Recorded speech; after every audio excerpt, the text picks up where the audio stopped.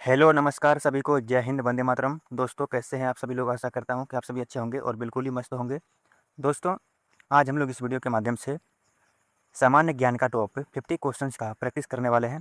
अगर आप SSC GD की तैयारी कर रहे हैं, अगर आप चाहते हैं कि 2027 में आपका भी सिलेक्शन हो, तो आपको अभी से ही तैयारी में लग जाना चाहिए, ठीक है? तभी आपका सिलेक्शन होगा। तो दोस्तों हम लोग डेली इसी चैनल के माध्यम से टॉप 50 क्वेश्चंस का प्रैक्टिस करेंगे, जो कि काफ़ी इंपॉर्टेंट क्वेश्चन होगा, ठीक है? और मैं वही क्वेश्चन लाऊंगा जो बार बार एग्जाम में पूछे जाते हैं और जो इंपॉर्टेंट होंगे, ठीक है? तो आइए दोस्तों वीडियो को शुरू करते हैं ज़्यादा देर ना करते हुए। देखिए दोस्तों, क्वेश्चन नंबर 1 में कहा गया है, हड़प्पा सभ्यता का सर्वाधिक मान्यता प्राप्त काल क्या है? राइट आंसर होगा 2500 ईसा पूर्व से 1750 ईसा पूर्व। इस समय को हड़प्पा सभ्यता का समय कहा जाता है, ठीक है? आंसर हो जाएगा 2500 ईसा पूर्व से लेकर के 1750 ईसा पूर्व। बिल्कुल करेक्ट आंसर हो जाएगा, ठीक है? तो आइए चलते हैं अगले क्वेश्चन की ओर। क्वेश्चन नंबर 2, सिंधु घाटी की सभ्यता में घोड़े के अवशेष कहाँ मिले हैं? आंसर हो जाएगा सूरकोटदा, ठीक है? बिल्कुल आंसर हो जाएगा सही सूरकोटदा, जो कि बिल्कुल इंपॉर्टेंट क्वेश्चन है, आपको नोट कर लेने हैं। ऋग्वेद में कितने मंडल और सूक्त हैं? राइट आंसर होगा 10 मंडल और 1028 सूक्त हैं, ठीक है? आपको याद रखने हैं। अगला प्रश्न है, गायत्री मंत्र का उल्लेख इस वेद में है?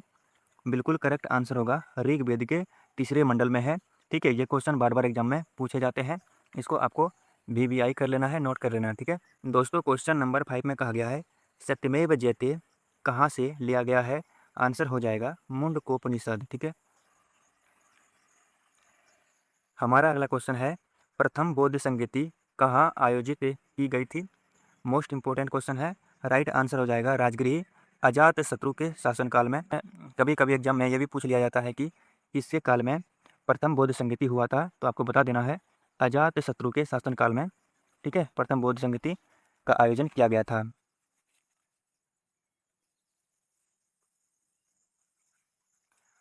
अगला क्वेश्चन है, जैन धर्म के 24वें तीर्थकर कौन थे? आंसर हो जाएगा भगवान महावीर, ठीक है? आंसर हो जाएगा भगवान महावीर। गौतम बुद्ध ने प्रथम उपदेश कहाँ दिया था? बिल्कुल करेक्ट आंसर हो जाएगा सारनाथ में गौतम बुद्ध ने प्रथम उपदेश दिया था, ठीक है? तो आइए चलते हैं अगले क्वेश्चन की ओर। अगला क्वेश्चन है क्वेश्चन नंबर 9, मौर्य वंश का संस्थापक कौन था? तो इसका राइट आंसर होगा चंद्रगुप्त मौर्य, ठीक है? आपको कमेंट में बताना है कि चंद्रगुप्त मौर्य का गुरु कौन थे, ठीक है? कमेंट में बता देना है। आगे बढ़ते हैं। अर्थशास्त्र पुस्तक के लेखक कौन है? आंसर हो जाएगा कौटिल्य चाणक्य, ठीक है? बिल्कुल करेक्ट आंसर हो जाएगा चाणक्य, आपको अच्छे से याद रखने हैं। अगला क्वेश्चन है क्वेश्चन नंबर 11, सांची के स्तूप का निर्माण किसने करवाया था? तो आपको याद रखना है कि सांची के स्तूप का निर्माण अशोक के द्वारा करवाया गया था, ठीक है? चलिए आगे बढ़ते हैं। अगला है, इंडिका पुस्तक किसने लिखी थी? आंसर हो जाएगा मेगास्थनीज के द्वारा इंडिका नामक पुस्तक लिखा गया था, ठीक है? चलिए आगे बढ़ते हैं दोस्तों। अगला क्वेश्चन है क्वेश्चन नंबर 13, गुप्त वंश का संस्थापक कौन था? आंसर होगा श्रीगुप्त, ठीक है? गुप्त वंश की स्थापना श्रीगुप्त के द्वारा किया गया था, आपको अच्छे से नोट कर लेना है, ठीक है? भारत का नेपोलियन किसे कहा जाता है? तो आपको याद रखना है कि भारत का नेपोलियन समुद्रगुप्त को कहा जाता है, आपको नोट कर लेना है। वेरी वेरी इंपॉर्टेंट प्रश्न है, ठीक है? दोस्तों अगर आपको वीडियो पसंद आ रहा है तो वीडियो को ज़रूर लाइक करें, साथ ही साथ आपको चैनल को भी सब्सक्राइब कर देने हैं। हमारा अगला क्वेश्चन है क्वेश्चन नंबर 15, चीनी यात्री हुआयान किसके शासनकाल में भारत आया था? तो याद रखिएगा चंद्रगुप्त द्वितीय के शासनकाल में हुआयान भारत आया था, ठीक है? अगला क्वेश्चन है, हर्षवर्धन के शासनकाल में कौन सी चीनी यात्री आया था? तो याद रखना है हुएनसांग, है ना? हुएनसांग चीनी यात्री जो है हर्षवर्धन के शासनकाल में भारत आया था, आपको ये भी नोट कर लेने हैं। अगला क्वेश्चन है मेरे भाई, क्वेश्चन नंबर 17। नालंदा विश्वविद्यालय की स्थापना किसने किया था? आंसर हो जाएगा कुमारगुप्त के द्वारा नालंदा विश्वविद्यालय का जो है स्थापना किया गया था। ठीक है, और आपको बताना है कि नालंदा विश्वविद्यालय को किसने ध्वस्त कर दिया था। कमेंट बॉक्स में आपको बता देना है।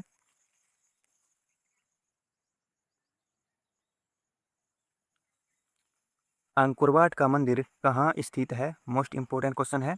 आंसर हो जाएगा कंबोडिया में अंकुरवाट का मंदिर स्थित है। अगला क्वेश्चन है क्वेश्चन नंबर 19। शक संवत की शुरुआत किसने की थी? आंसर हो जाएगा कनिष्क के द्वारा 78 ईसा पूर्व में शक संवत शुरू किया गया था, आपको याद रखना है। अगला क्वेश्चन है विक्रम संवत की शुरुआत कब हुई थी? राइट आंसर होगा 57 ईसा पूर्व में। ठीक है, अगला क्वेश्चन है क्वेश्चन नंबर 21। तराइन का प्रथम युद्ध 1191 में किसके किसके बीच हुआ था? तो याद रखिएगा, तराइन का प्रथम युद्ध पृथ्वीराज चौहान और मोहम्मद गोरी के बीच हुआ था, जिसमें कि मोहम्मद गोरी की हार हो जाती है और पृथ्वीराज चौहान विजयी घोषित होता है। और आपको यह भी याद रखना है कि तराइन का दूसरा युद्ध जो हुआ था 1192 में, उसमें आपको जो है पृथ्वीराज चौहान हार गया था और मोहम्मद गोरी जीत गया था, आपको ये भी याद रखना है। दोस्तों, आपको कमेंट में बताना है कि तराइन का तीसरा युद्ध कब हुआ था। अगला क्वेश्चन है क्वेश्चन नंबर 22। दिल्ली सल्तनत का वास्तविक संस्थापक किसे माना जाता है? आंसर हो जाएगा इल्तुतमिश। ठीक है, इल्तुतमिश को ही दिल्ली सल्तनत का वास्तविक संस्थापक माना जाता है। आपको बताइएगा कि गुलाम वंश का संस्थापक कौन था, आपको बताना है। अगला क्वेश्चन है क्वेश्चन नंबर 23। लाख बख्श के नाम से किसे जाना जाता था? राइट आंसर हो जाएगा कुतुबुद्दीन ऐबक। ठीक है, क्योंकि ये कुतुबुद्दीन ऐबक लाखों में दान दिया करते थे, इसीलिए इसे लाख बख्श के नाम से जाना जाता था। और ये दोस्तों कुतुबुद्दीन ऐबक, इन्होंने ही गुलाम वंश का गुलाम वंश की स्थापना किया था। ठीक है, आपको ये भी याद रखना है। हमारा अगला क्वेश्चन है क्वेश्चन नंबर 24। कुतुब मीनार का निर्माण किसने पूरा करवाया था? राइट आंसर हो जाएगा इल्तुतमिश ने इसे पूरा करवाया था, आपको याद रखना है। अगला क्वेश्चन है क्वेश्चन नंबर 25। रजिया सुल्तान किसकी बेटी थी? तो याद रखिएगा इल्तुतमिश की बेटी थी रजिया सुल्तान। और आपको यह ध्यान में रखना है कि पहली महिला शासिका कौन थी? ये भी रजिया सुल्तान थी, आपको ये भी नोट कर लेना है। ठीक है, अगला क्वेश्चन है सजदा और पाबोस प्रथा किसने शुरू की थी? आंसर हो जाएगा बलबन। ठीक है, बलबन के द्वारा ही सजदा और पाबोस नामक प्रथा शुरू किया गया था और बलबन ने ही रक्त एवं लोक नीति को अपनाया था। ये भी एग्जाम में पूछे जाते हैं। ठीक है, आपको ये भी ध्यान में रखना है। अगला क्वेश्चन है बाजार नियंत्रण प्रणाली इसने लागू की थी? तो आपको याद रखना है कि बाजार नियंत्रण प्रणाली अलाउद्दीन खिलजी के द्वारा शुरू किया गया था। हमारा अगला क्वेश्चन है क्वेश्चन नंबर 28। अमीर खुसरो किसके दरबारी कवि थे? तो याद रखिएगा अलाउद्दीन खिलजी का दरबारी थे। मोस्ट इंपॉर्टेंट क्वेश्चन है। Question number 29। इब्न बतूता किसके शासनकाल में भारत आया था? तो आपको याद रखना है मोहम्मद बिन तुगलक के शासनकाल में इब्न बतूता भारत आया था मोरक्को से, जो कि 7000 किलोमीटर दूर से आया था। ठीक है, आपको ये भी याद रखना है। चलिए आगे बढ़ते हैं दोस्तों। अगला क्वेश्चन है क्वेश्चन नंबर 30। विजयनगर साम्राज्य की स्थापना किसने की थी?